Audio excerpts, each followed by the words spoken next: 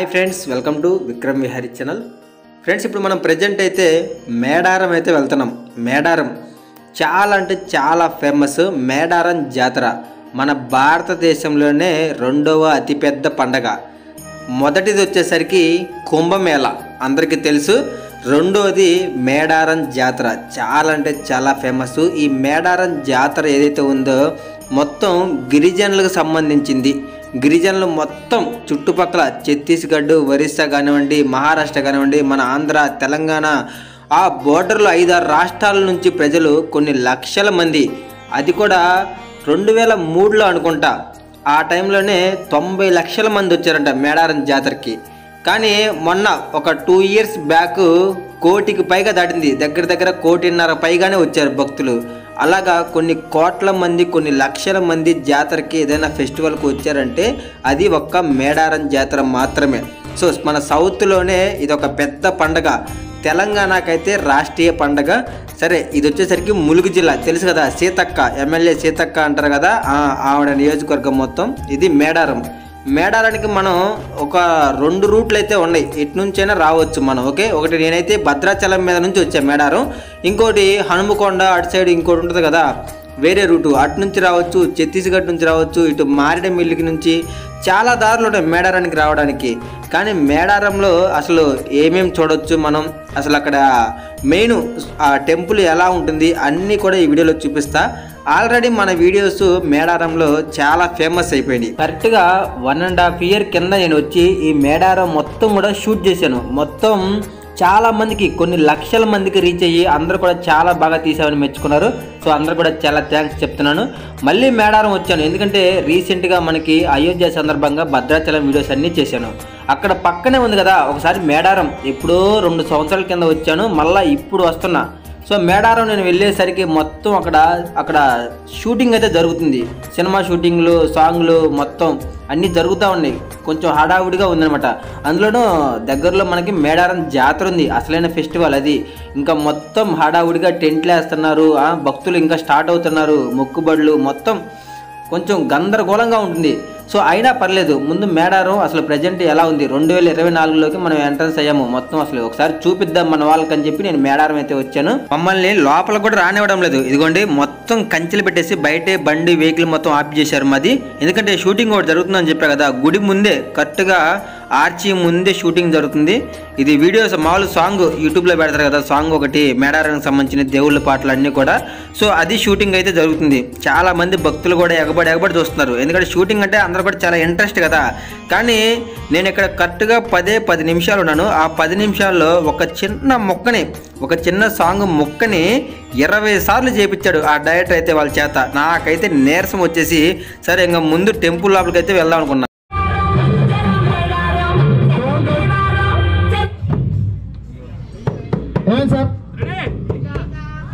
Take sir, ఇందాక monitor చేశారు. Take వినండి, రెడీ సాంగ్.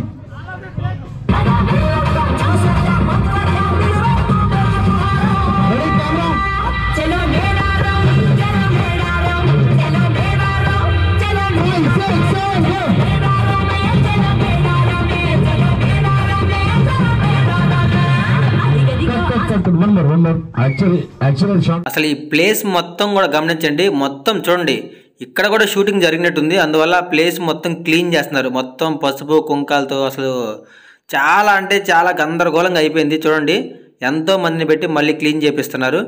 సరే, ప్రజెంట్ అయితే చెప్పా కదా, చిన్నగా భక్తులు ఇప్పుడిప్పుడే స్టార్ట్ అవుతూ ఉన్నారు. ఎందుకంటే ఆ మేడారం జాతర రోజు అసలు చాలా మంది జనం వస్తారు, కొన్ని లక్షల మంది.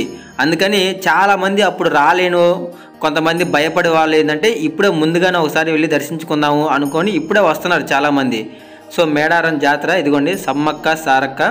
సో సారలమ్మ అంటారు. మీరు వాళ్ళిద్దరూ అక్క చెల్లెళ్ళు అని అనుకుంటారు, చాలామంది అదే అనుకుంటున్నారు. కాదండి, వాళ్ళు తల్లి కూతుర్లు. గుర్తుపెట్టుకోండి, సమ్మక్క వచ్చేసరికి ఏంటంటే తల్లి, సారలమ్మ కూతురు. అంతేకాదు ఫ్రెండ్స్, ఇక్కడ చుట్టుపక్కల చాలా ప్రదేశాలు ఉన్నాయి. ఇక్కడ ఒక పెద్ద మ్యూజియం ఉంది. అంటే అప్పుడు సమ్మక్క సారలమ్మ వాళ్ళు వాడిన వస్తువులు అక్కడ ఉంటాయి. తర్వాత ట్రైబల్స్కి సంబంధించినవి కానివ్వండి, పక్కన చిలకల గట్టు, జంపన్న వాగు, ప్రతిదానికి. తర్వాత సమ్మక్క పుట్టిన ఇల్లు, చనిపోయిన ప్రదేశం, ఇలా ఎన్నో అద్భుతమైన ప్రదేశాలు చాలా అయితే మేడారంలో ఉన్నాయి. మేడారంలో ఈ గద్దెలు మాత్రమే కాదండి, చాలా మంచి మంచి ప్లేస్లు ఉన్నాయి. అన్ని ప్రదేశాలు మన ఛానల్లో అయితే వస్తూనే ఉంటాయి. ఓకే, సరే, ఇక్కడ మనం ముందు మెయిన్ సమ్మక్కని అయితే దర్శించుకోవాలి. ఇక్కడ మీకు కావాల్సిన పూజా సామాగ్రి మొత్తం అన్ని వస్తువులు మీకు గుడి బయటే అమ్ముతారు. మీరు కావాలంటే ఇంటి దగ్గర నుంచి కూడా తెచ్చుకోవచ్చు, అది మీ ఇష్టం. ఓకే, ఇక్కడ సమ్మక్క తల్లి మొత్తం చుట్టూ కంచె వేసి ఉంటుంది, పెద్ద కంచె. ఎందుకు చెప్తున్నా అంటే చాలామంది దూరం వాళ్ళు మన సబ్స్క్రైబర్లు చూసుండ్రు. చూసుకోండి, భారతదేశంలోనే అసలు ప్రపంచంలోనే రెండవ అతిపెద్ద పండుగ, కుంభమేళ తర్వాత రెండవ అతిపెద్ద పండుగ, కొన్ని లక్షల కోట్ల మంది వచ్చే పండుగ ఇదంతా కూడా జరుపుకునేది. సో అందుకని మీకు వివరంగా చెప్తా. ఇప్పుడు కాబట్టి నార్మల్ డేస్లో కాబట్టి ఇక్కడ ఎలా చేస్తున్నారు, ఈ కంచె లోపలికి విడిగా ఫెస్టివల్ టైంలో దాని చుట్టూ తిరగాలి తప్పితే ఇంకా లోపలికి ఎలా చేయనివ్వరు. సో మీకు దగ్గర నుంచి చూపిస్తా, ఎంతమంది భక్తులు ఉన్నా పర్లేదు, కొంచెం టైం పట్టినా కానీ మీకు వివరంగా క్లియర్గా అసలు అక్కడ ఏముంటుందో చూపిస్తా. ఓకే,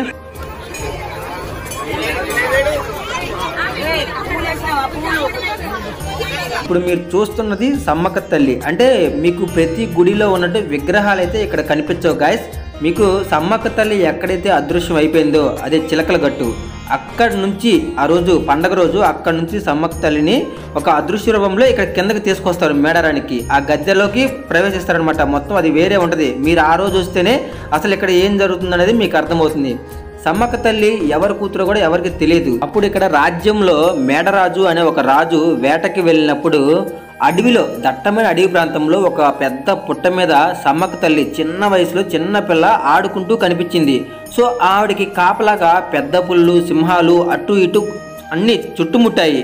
సో అది చూసిన ఆ మేడరాజుకి అర్థమైంది ఏంటంటే సాక్షాత్తు ఇంకా అమ్మవారి దేవతే ఒక మనిషి రూపంలో ఏదో ఒక కారణం చేత భూమి మీదకైతే వచ్చిందని అర్థం చేసుకొని ఆవిడని ఇంటికి తీసుకొచ్చేసారు. అప్పుడు ఈ మేడరాజు ఒక రాజైన ఇల్లు మాత్రం పూరి గుడిసె. ఆ గుడిసె ఇక్కడికి 15 కిలోమీటర్ల దూరంలో ఉంది. నెక్స్ట్ అక్కడికే వెళ్తాను నేను.